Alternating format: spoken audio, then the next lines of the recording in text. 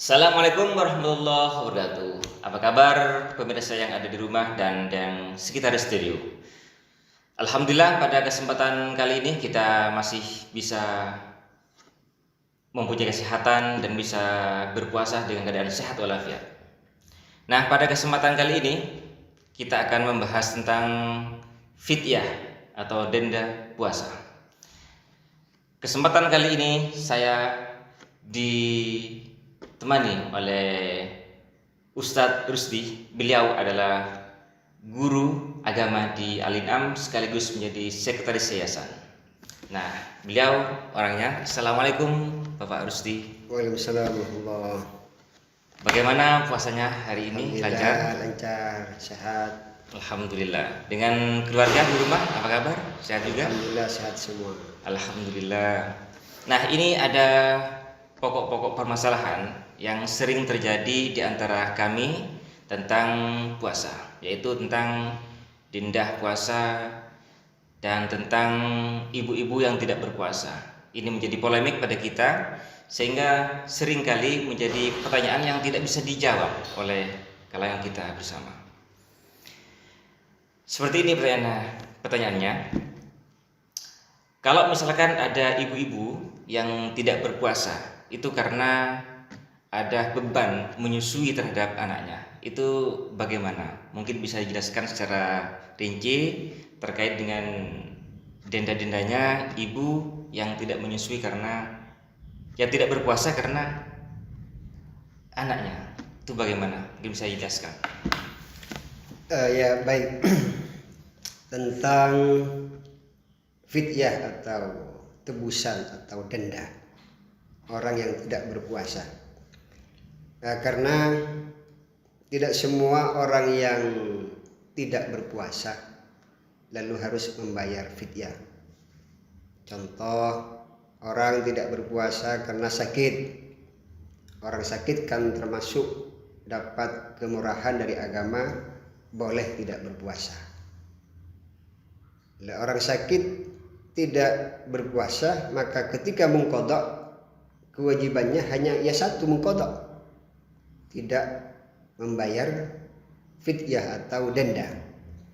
Ya, berbeda dengan ibu yang sedang menyusui tidak berpuasa karena khawatir atas anaknya. Kalau berpuasa anaknya sakit, anaknya demam, anaknya muntah-muntah misalnya, lalu oleh agama ibu tersebut diperbolehkan untuk tidak berpuasa di bulan Ramadan. Namun ada dua kewajiban yang harus dilaksanakan. Yang pertama, yang mengqadha sesuai dengan jumlah hari dia tidak berpuasa, mengqadha. Yang kedua, kewajibannya adalah membayar fidyah atau denda dengan aturan 1 hari 1 mud. Berarti itu tidak dosa ya, tidak berpuasa? Tidak dosa. Tidak dosa. Cuman harus diganti ya, beda dengan sakit berarti. Harus diqadha, dan karena tidak berpuasa bukan karena dirinya sendiri, tapi karena anaknya, khawatir atas anaknya yang sehat ya, menyusu, sehat. Maka ada dua kewajiban, yang mengqadha dan membayar denda atau fidyah 1 hari 1 mud. Berarti kalau misalkan ada 10 hari berarti 10 mud begitu. Betul. Oh. Itu mudnya berupa apa? Berupa makanan pokok. Makan pokok berarti beras, jagung, ya. Bisa. Kalau misalkan diganti dengan uang bagaimana? Kalau misalnya begini, tidak berpuasa 1 hari, dendanya 1 mudnya misalkan 5.000 untuk dibelikan beras. Cuman tidak dibelikan beras, cuma langsung dikasih uangnya. Itu apakah boleh atau tidak? Ya, boleh. Boleh dihargai atau diakad dulu berasnya. Kalau beras sekarang 1 mud berapa? 10.000 misalnya. Ya, uang 10.000 itu dikasih. Sebentar, saya ini agak bingung ini. Ya, Mut itu berapa ukurannya? Satu mut? Satu mut kalau biasa kita pahami di Madura ya, satu corong. Oh, istilah Madura satu corong. Satu corong itu Sekitar 1 gelas itu ya, lebih. lebih Ya, berapa kilo ya? sekitar 3 gelas mungkin ya. 3 gelas. Iya. Ya, itu. Terus yang berikutnya adalah orang sakit. Kalau orang sakit itu perlu mengganti setelah sehat. Misalnya begini pertanyaannya. Ada orang sakit, kemudian dia tidak bisa berpuasa. Di berikutnya atau di tahun berikutnya dia sembuh dan kemungkinan juga bisa untuk berpuasa di bulan Ramadan. Itu bagaimana? Apakah itu cukup dengan fidyahnya atau dua-duanya sama dengan orang hamil? Artinya membayar denda puasa sekaligus berpuasa.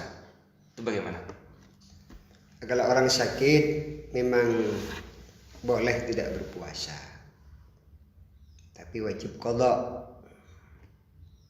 Wajib qadha tanpa ada kewajiban membayar fidyah atau denda.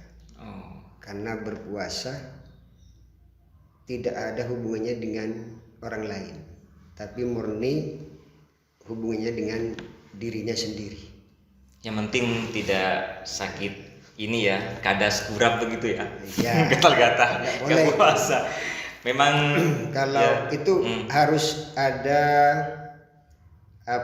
harus ditetapkan oleh dokter. Dokter bilang, Pak, ini kalau puasa tambah parah. Dokter harus mengatakan. kalau Kalau misalkan dulu misalkan tabib, dokter, sekarang dokter. Nah itu harus yang menyatakan bahwa orang ini kalau berpuasa tambah parah. kalau misalnya diklaim pribadi, maksudnya tanpa keterangan dokter, tanpa pernyataan tabib, kemudian saya sakit nih, kalau saya ini berpuasa bisa-bisa saya tambah drop out atau tambah parah gitu. Ya kalau memang yang dialami seperti itu, ya tidak apa-apa. Berarti sudah bisa tidak berpuasa. Puasa. Ya. Kalau memang dialami ketika puasa ternyata Tambah parah. tambah parah, ya bermuka atau berbuka. Baik, kemudian ini lagi, Ustadz, kalau misalkan ada orang hamil, karena banyak nih di masyarakat di lingkungan kita ada ibu-ibu hamil dan kondisinya sangat ya nggak cocok lah untuk berpuasa, artinya nggak kuat badannya, sehingga dia kalau berpuasa ya mudarat. Itu bagaimana? Apakah dendanya sama dengan ibu yang menyusui, yaitu berpuasa sekaligus membayar denda, atau cukup berpuasa di bulan berikutnya?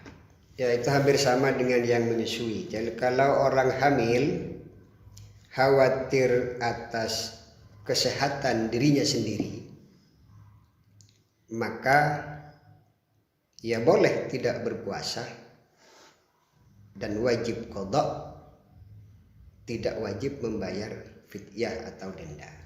Oh ya. Kalau khawatir atas kesehatan dirinya sendiri. Ibu hamil khawatir atas kesehatan dirinya sendiri, kemudian tidak berpuasa, maka hanya wajib mengqadha. Wajib mengqadha, tidak Tidak usah wajib membayar. membayar fidyah. Tetapi kalau ibu hamil tidak berpuasa karena khawatir atas keselamatan janinnya yang dikandung, ya maka wajib qadha dan wajib bayar fidyah atau denda. Ya. Dengan ukuran ya sama dengan yang ibu menyusui. Ya, baik pemirsa.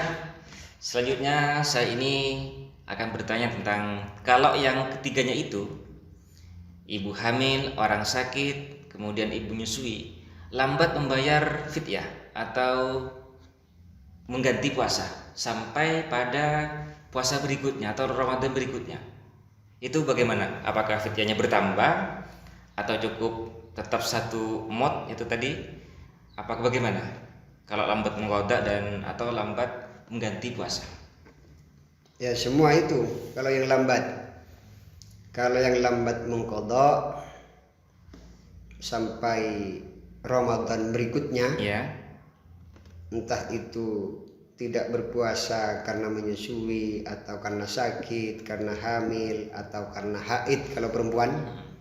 Jika lambat sampai bulan Ramadan selanjutnya, maka kewajibannya ya membayar fidyah juga, Berarti ditumpuk. membayar denda. Dendanya ditumpuk berarti. Kalau yang berikutnya, yang sebelumnya satu maut, kemudian lambat lagi sampai apa bulan-bulan berikutnya. Yaitu dendanya itu karena lambatnya, bukan dihitung berapa hari dia meninggalkan puasa. Oh, ada denda lagi berarti. Nah, denda karena lambatnya mengqadha. Maka karena lambatnya, maka tidak dihitung sesuai dengan hari berapa kali dia tidak berpuasa. Tidak dihitung dengan itu. Terus begini lagi Ustadz, ini misalkan ada seseorang yang di bulan pertama, yaitu pada Ramadan, itu tidak sempat berpuasa karena ada kendala hamil. Kemudian di bulan berikutnya dia nggak sempat membayar mod, tidak sempat untuk mengganti puasa, sampai ketemu lagi di tahun berikutnya sampai puasa lagi. Itu bagaimana modnya? Apakah modnya itu bayar 2 kali? Terus itu bagaimana? Ya, kalau kalau dendanya, fidyahnya tetap tidak berubah. Kalau 6 hari berarti 6 mod, kalau 5 hari 5 mod. Itu yang ada konsekuensinya adalah keterlambatannya. Oh, Karena lambat maka dia harus bayar denda, tapi tidak dihitung dengan harinya. Tidak dihitung, tidak pakai hitungan hari, tapi fidyahnya atau dendanya karena lambatnya saja. Masa dalam 1 tahun berarti kan teledor itu, parah itu. Dalam 1 tahun tidak ada kesempatan sama sekali untuk mengqadha.